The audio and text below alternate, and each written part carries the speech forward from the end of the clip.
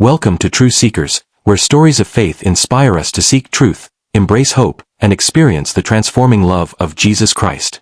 Today's testimony is a message of forgiveness, grace, and redemption. My prayer is that as you listen, it will encourage your heart, strengthen your faith, and point you to the hope that is found in Jesus Christ. Before we begin, if you believe Jesus still changes lives today, take a moment to subscribe and join this growing family of faith. And stay with me until the very end, because what happened next completely changed everything. If you're carrying a burden today, don't hesitate to share your prayer request in the comments. Our community loves praying for one another, and we'd be honored to pray for you as well. Also, let us know your first name, where you're watching from, and the exact time you're watching. It's always encouraging to see this family of faith connecting from around the world. Now, let me tell you a story that begins with hatred and ends with unimaginable mercy. Have you ever been so certain you were right, only to discover that everything you believed was built on fear? I was. My name is Abdul Rahman. For over 30 years, I served as an Imam in a small village outside Charsada in Khyber Pakhtunkhwa, Pakistan. People respected me. They sought my advice. They trusted my judgment. If someone had asked me then whether I was serving God faithfully, I would have answered without hesitation, yes. But looking back now, I realize I had confused religious certainty with genuine compassion, and that mistake almost destroyed me. The events I'm about to describe began in the spring of 2022. Rumors spread quickly through neighboring villages that a small Christian pastor named Samuel had been visiting families to pray for the sick. Some people claimed he was persuading Muslims to follow Jesus. Others insisted he was deceiving vulnerable people. Very few of us had actually spoken with him. Yet many of us had already decided he was our enemy. Fear has a way of spreading faster than truth. Within days, respected religious leaders from surrounding communities gathered to discuss what should be done. I was among them. Our conversations grew increasingly heated. "We can't allow this," one man insisted. "If we remain silent today, tomorrow more people will listen to him," another warned. I remember nodding in agreement. Not because I had investigated the accusations, but because everyone else seemed convinced. Sometimes the loudest voices become the easiest to follow. A meeting was arranged in the marketplace. Word spread rapidly. By afternoon, hundreds of people had gathered. Shopkeepers stepped outside their stores. Children climbed onto rooftops for a better view. Women watched quietly from windows overlooking the square. The atmosphere felt tense. Everyone expected confrontation. Some even expected violence. When Pastor Samuel finally arrived, he looked nothing like I had imagined. He wasn't surrounded by bodyguards. He wasn't shouting. He wasn't provoking anyone. He simply walked through the crowd carrying a worn Bible. His clothes were dusty from travel. He looked tired. More than anything, he looked concerned. For a brief moment, something inside me whispered, "Talk to him first." But I ignored that thought. Instead, angry voices rose from every direction. "Go home. You don't belong here." People pushed closer. The crowd tightened around him. Someone shoved him from behind. Another man grabbed his shoulder. I wish I could tell you I stepped in to stop it. I didn't.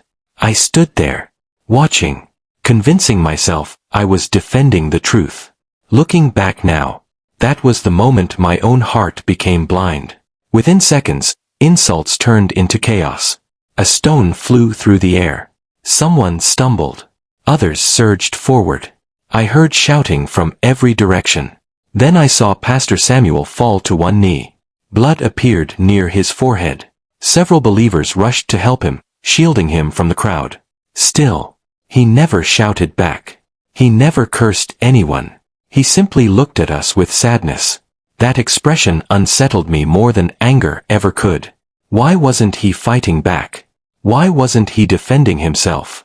Instead of hatred, his eyes reflected compassion. It made no sense to me. Eventually, several members of his small fellowship helped him toward a nearby house. The crowd slowly dispersed. Some congratulated one another. Others laughed. Many believed we had protected our community. As I walked away, something strange happened. I couldn't shake the image of that wounded pastor refusing to retaliate. His silence echoed louder than all our shouting. That night, sleep refused to come. Every time I closed my eyes, I remembered his expression. Not fear. Not hatred. Compassion. The next morning, news spread that Pastor Samuel was still in the area, recovering from his injuries. Some of the men wanted to confront him again. Others insisted we should drive him out permanently. I agreed to go. But deep inside, something had begun to change. I couldn't explain it. The certainty I once carried had become uncertainty. Questions I had never allowed myself to ask now filled my mind. Who was this man? Why did he respond to violence with gentleness? What kind of faith produces that kind of forgiveness? I had no idea those questions were about to lead me into the greatest struggle of my life. Because before another day ended, everything I believed about strength, mercy, and the love of God would be challenged in a way I never imagined. And what happened next would leave an entire crowd speechless. I wish I could tell you that I walked away from the marketplace that day with peace. I didn't. The image of Pastor Samuel stayed with me. His bruised face, his torn clothing, the blood running down the side of his forehead. But none of those things disturbed me as much as the expression in his eyes. He should have hated us. He should have cursed us. He should have demanded justice. Instead, he looked at us with compassion. That single look followed me everywhere. For the next 3 days, I barely slept.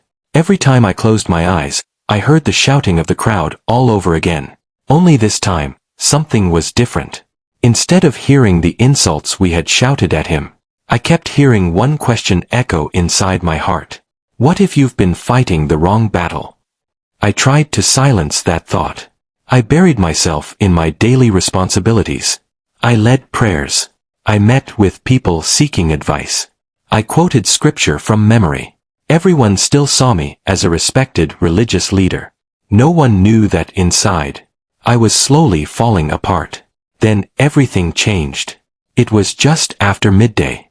Several of us gathered again in the same marketplace to discuss reports that Pastor Samuel intended to leave the region before sunset.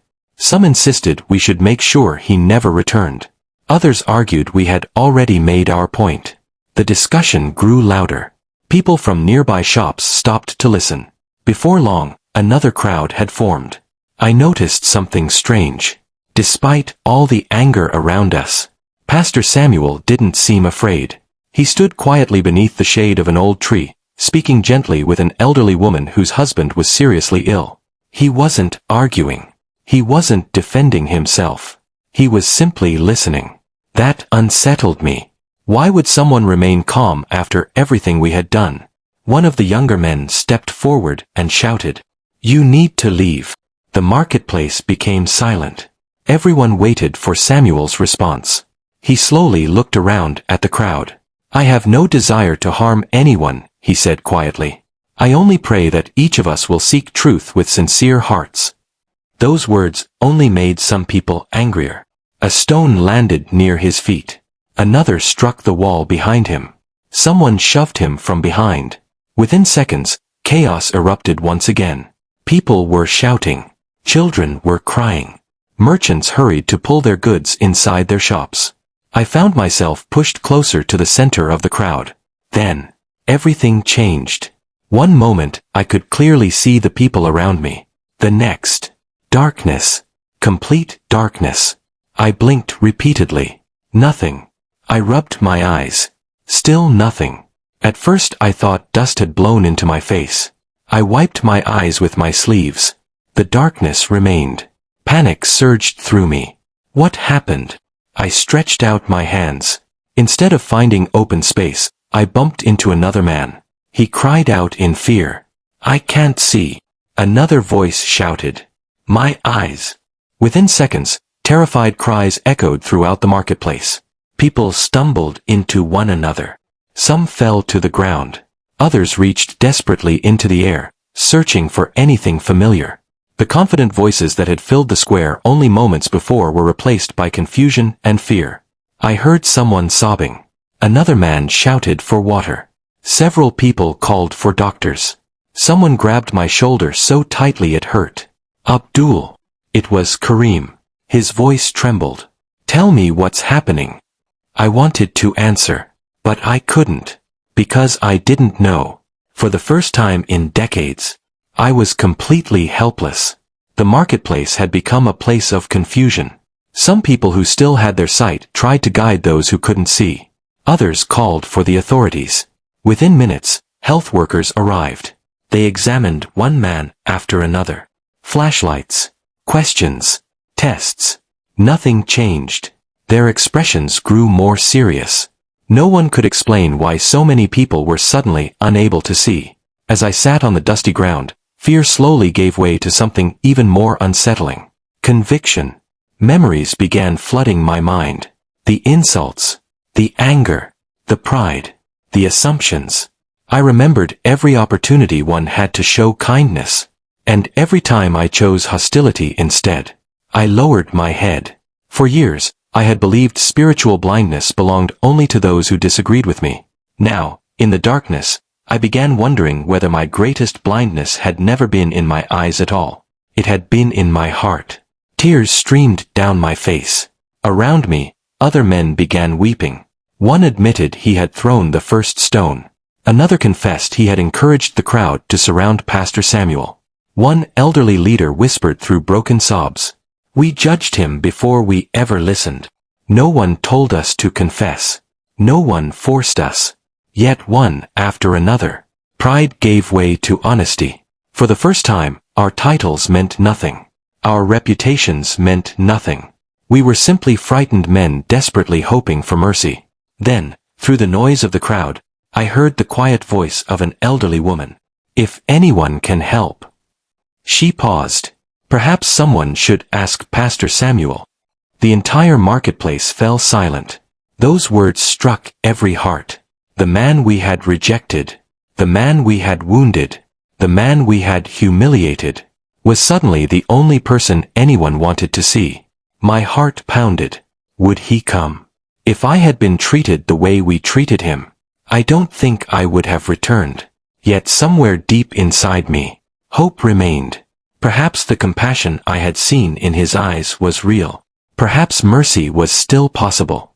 I waited in silence, listening for footsteps. Every passing second felt like an hour. And when those slow footsteps finally echoed across the marketplace, I knew my life was about to change forever. No one spoke. The marketplace, which had echoed with shouting only moments before, had become eerily quiet. All I could hear was the sound of frightened breathing. Somewhere nearby, a child was crying. Merchants whispered to one another. A donkey brayed in the distance. Then, footsteps. Slow, steady, unhurried. Each step seemed to echo through the silence. Someone near the edge of the crowd whispered, "He's coming." Another voice trembled. "It's Pastor Samuel." My heart nearly stopped. Would he really come? After everything we had done to him? After the insults, the humiliation, the blows? Why would he return? I lowered my head in shame. If our positions had been reversed, I wasn't sure I could have forgiven us. The footsteps stopped only a few feet away. No one dared speak. The silence itself felt heavy. Then I heard a familiar voice. Soft, gentle, almost exhausted. "Peace be with you." There was no anger, no bitterness, no accusation, only compassion. The very compassion we had mistaken for weakness. Someone standing nearby later told me what they saw. Pastor Samuel's face was still bruised. His forehead bore dried blood. His left arm hung stiffly by his side from the beating he had received. Every movement looked painful. Yet despite his injuries, he had come back. Not to condemn us, not to mock us, but to help us. At that moment, I realized something that shook me to my core. Hatred had brought us together, but love had brought him back. I felt someone kneel beside me. A warm hand rested gently on my shoulder. Immediately, I knew who it was. I couldn't lift my head. Shame weighed too heavily upon me. My voice cracked. "Pastor." The words barely escaped my lips. "I'm sorry." Silence. Then he squeezed my shoulder gently. "You don't owe me an explanation today." His kindness broke me. "No," I sobbed. I do. I believed lies about you. I encouraged others. I stood there while they hurt you. I never even asked if the accusations were true. Every sentence became harder to speak. Tears soaked the dusty ground beneath me. For years, people had respected me. Now, I could barely face the man I had wronged. I waited for him to remind me of everything we had done. Instead, he quietly said, "Hatred only creates more darkness." Those words settled deep inside my heart. Then he continued, "But mercy gives people the opportunity to begin again." I began weeping uncontrollably. Around me, I heard other men doing the same. One after another, voices rose throughout the marketplace. "Please forgive us. We were wrong. We judged you. We never listened." Strong men who had spent years hiding their emotions now cried openly before the entire town. No titles. No pride. No arguments. Just broken hearts longing for mercy. The atmosphere changed. It was impossible to explain. Moments earlier, fear had filled every corner of the marketplace. Now, hope quietly began replacing despair. One of the young believers who had accompanied Pastor Samuel whispered, "Pastor, you're exhausted. You've lost blood. You should rest." Another added, "There are too many people. You can't pray for everyone." For several seconds, Pastor Samuel said nothing. Then he answered with a calm conviction that silenced everyone nearby. "If one person is worth stopping for." He paused. "Then every person is." The crowd fell silent again. Those simple words spread from one end of the marketplace to the other. Even those who had not witnessed the confrontation earlier stood quietly, watching. Several volunteers offered to gather everyone together so the pastor could pray one prayer over the entire crowd. Instead, he gently shook his head. "No." His voice remained calm. "I want to meet each person." His companions looked at one another. "There are so many." "I know. It may take hours." "I know. But every heart matters." Those words reached places inside me that years of religious debate never had. He wasn't treating us as enemies. He wasn't treating us as a crowd. He was treating us as people. One by one, men were guided toward him. Each conversation was different. He listened. He comforted. He prayed. He encouraged. No one was rushed. No one was ignored. No one was overlooked. As each person returned, I could hear something changing in their voice. The fear was fading. The bitterness was disappearing. Hope was growing. Watching, or rather listening to this unfold, I found myself asking a question I had never dared to ask before. What kind of man responds to cruelty with compassion? What kind of faith teaches someone to love those who hurt them? I had spent decades studying religion, yet I had never witnessed anything like this. Finally, someone touched my arm. "It's your turn." My legs trembled as I stood. Two young men carefully guided me forward. Each step felt heavier than the last. I knew I wasn't simply approaching the man we had attacked. I was approaching the moment that would expose the true condition of my heart. When we stopped walking, everything became quiet once again. I sensed Pastor Samuel standing directly in front of me. For several long moments, neither of us spoke. Then I whispered, "I don't deserve your kindness." His reply came almost immediately. "None of us deserve God's mercy." Those words pierced me, not because they condemned me, but because they were spoken without the slightest trace of pride. He slowly placed one hand on my shoulder, then another against the side of my face. His hands were rough. I could feel they were still swollen from his injuries. Even in his own pain, he was choosing to comfort mine. Before he prayed, he quietly said, "May God heal what hatred has wounded." The entire marketplace became silent. No one moved. No one spoke. Every person seemed to be waiting for what would happen next. As Pastor Samuel bowed his head to pray, I felt something begin to change. Not around me. Inside me. Long before anything happened to my eyes, the darkness in my heart began to give way to hope. And I knew that whatever happened next, my life would never be the same again. Pastor Samuel's hand rested gently against the side of my face. His palm was warm. His touch was steady. I could still feel the swelling in his wrist from the beating we had given him only hours before. Every instinct inside me told me to pull away. Not because I feared him, but because I could not bear the weight of my own shame. This was the man we had mocked. The man we had pushed. The man whose blood had stained the dusty ground beneath our feet. And yet, he was the one comforting me. I couldn't understand it. Why would someone show kindness to those who had shown him nothing but hatred? The entire marketplace had become silent. Hundreds of people stood watching. Some held their breath. Others wiped tears from their faces. Even the children who had been running through the streets earlier now stood quietly beside their parents. No one wanted to miss what would happen next. Pastor Samuel lowered his head. His voice was barely above a whisper. "Father." The moment he spoke, something changed inside me. There was no performance. No dramatic shouting. No attempt to impress the crowd. His prayer sounded like someone speaking to a loving father he knew personally. "Lord, you see every heart gathered here today. You know our failures. You know our fears. You know every wound that hatred has left behind. Please replace anger with mercy. Replace pride with humility.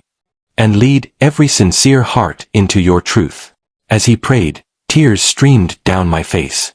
Not because of anything happening around me, but because every word exposed the condition of my own heart. For years I had stood before crowds, teaching others. Yet I had never allowed God to search my own heart. Now every hidden motive seemed impossible to ignore. The pride, the jealousy, the resentment, the desire to always be right. I suddenly realized that my greatest struggle had never been with another person. It had been within myself. The prayer continued.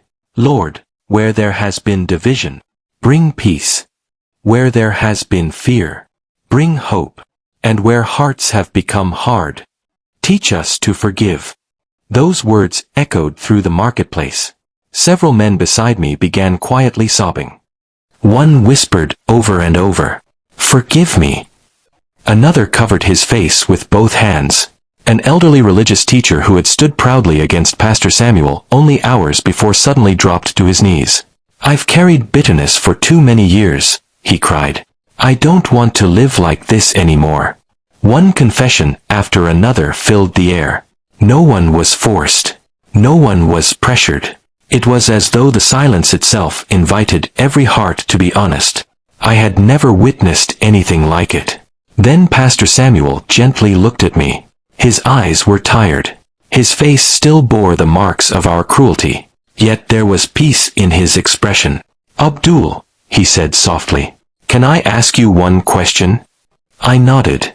"If today were the beginning of a new chapter in your life, what kind of man would you want to become?" The question caught me completely off guard. I expected him to ask about the past. Instead, he asked about the future. I stood there speechless. Finally, I whispered, "I want to become someone who loves truth more than pride." He smiled. It wasn't the smile of someone who had won an argument. It was the smile of someone celebrating the first step of a changed heart. "I believe every person can begin again," he said. Those words settled deeply within me. For years I believed people were defined forever by their mistakes. Yet here stood a man who believed redemption was possible even for those who had harmed him. That moment changed something inside me forever. The fear that had gripped my heart slowly gave way to hope. Not because every question had been answered. Not because every problem had disappeared. But because I realized mercy was stronger than revenge. As the afternoon drew toward evening, the tension that had filled the marketplace was gone. People who had arrived expecting another confrontation instead witnessed something entirely different. Conversations replaced shouting. Listening replaced accusations. Several people crossed the marketplace to apologize to those they had spoken harshly to. Neighbors who had not greeted one another in years quietly shook hands. Others simply stood together in thoughtful silence. The atmosphere itself felt transformed. Before leaving, Pastor Samuel looked around at the crowd. "I pray that what begins today," he said,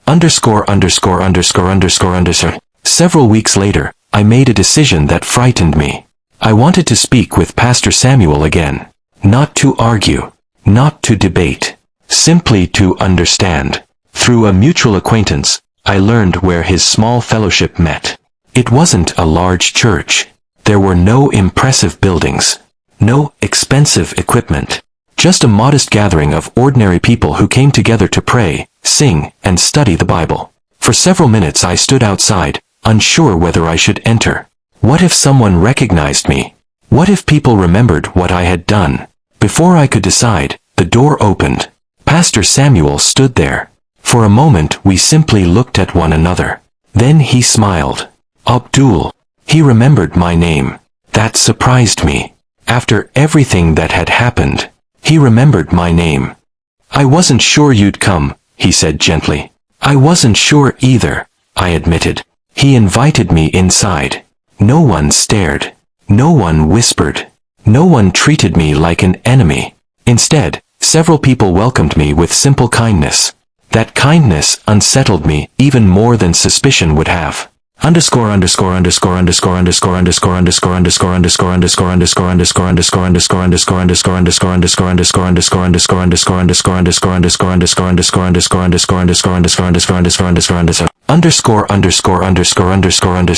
During the gathering, Pastor Samuel opened the Bible. He didn't begin by criticizing anyone else's beliefs. He simply read from the teachings of Jesus about loving God and loving your neighbor. Then he spoke about forgiveness. Not as a theory, not as an ideal, but as a way of life. As I listened, I realized something. The forgiveness I had witnessed in the marketplace wasn't an isolated act. It flowed naturally from the faith he lived every day. When the meeting ended, I remained behind. I still have questions, I admitted. He smiled. So do I. His answer caught me off guard. I thought pastors were supposed to have all the answers. He laughed softly. We all spend our lives learning. Faith isn't pretending to know everything. It's learning to trust God one step at a time. Those words stayed with me long after I returned home.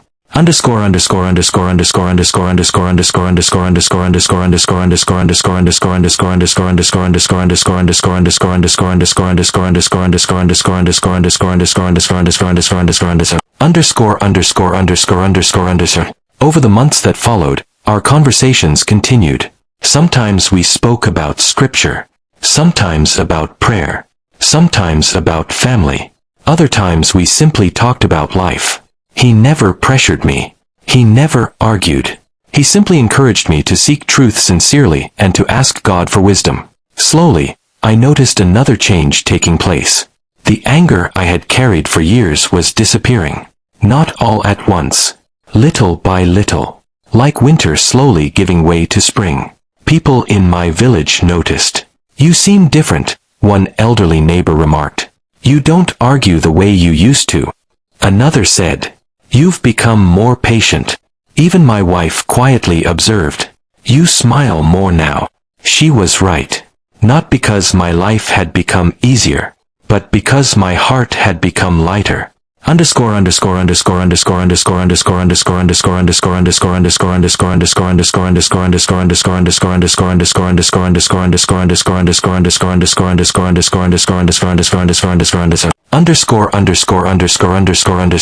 One evening my son asked me a question I will never forget.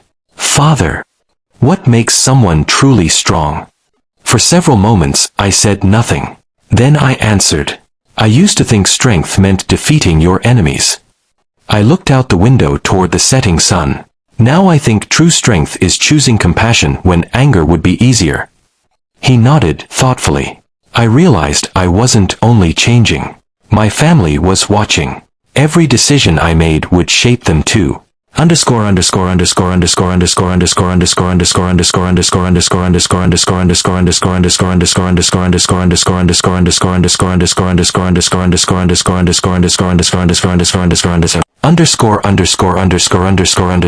Looking back now, I understand that the greatest turning point in my life was not a public debate. It was not an argument. It was not proving someone wrong. It was discovering that grace has the power to soften even the hardest heart. My journey wasn't finished. In many ways, it was only beginning. But one thing had become certain. The path of mercy was stronger than the path of hatred.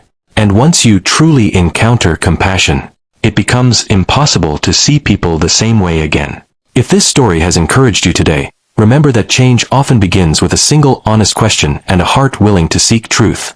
Whatever burdens you're carrying, know that hope can grow even in difficult seasons. Thank you for staying with us on True Seekers. If this story encouraged you, share your prayer request in the comments so our community can pray with you.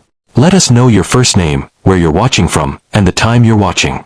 We'd love to hear your story and stand with you in prayer.